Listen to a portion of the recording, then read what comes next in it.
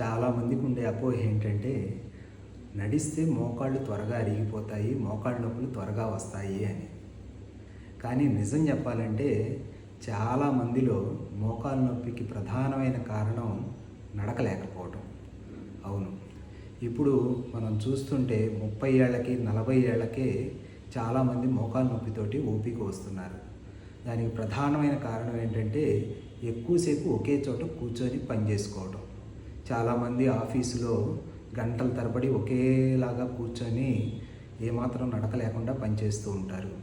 అలాగే work from home ఉన్నవాళ్ళు ఎక్కువసేపు ఒకే చోట కూర్చొని మంచం మీదనో సోఫా మీదనో కూర్చొని పని చేసుకుంటూ ఉంటారు.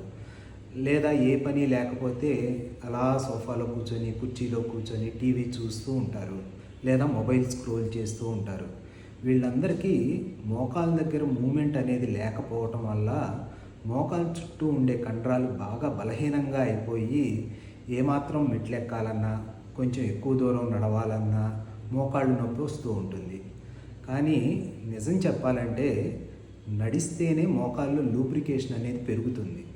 అలాగే మోకాళ్ళ చుట్టూ ఉండే కండరాలు బాగా బలంగా ఉంటాయి. మనకి మెట్లెక్కటానికి కానీ, ఆటలాడటానికి కానీ, పరిగెత్తడానికి కానీ, నడవటానికి కానీ ఈ కండరాలు అనేవి చాలా ఉపయోగపడతాయి. కాబట్టి శ్రీశ్రీ గారు అన్నట్లు కుదిరితే పరిగెత్తు, లేదంటే నడువు, అది చేత కాకపోతే ప్రాకుతూ పో, అంతేగాని కదలకుండా ఒకే చోట మాత్రం ఉండొద్దు.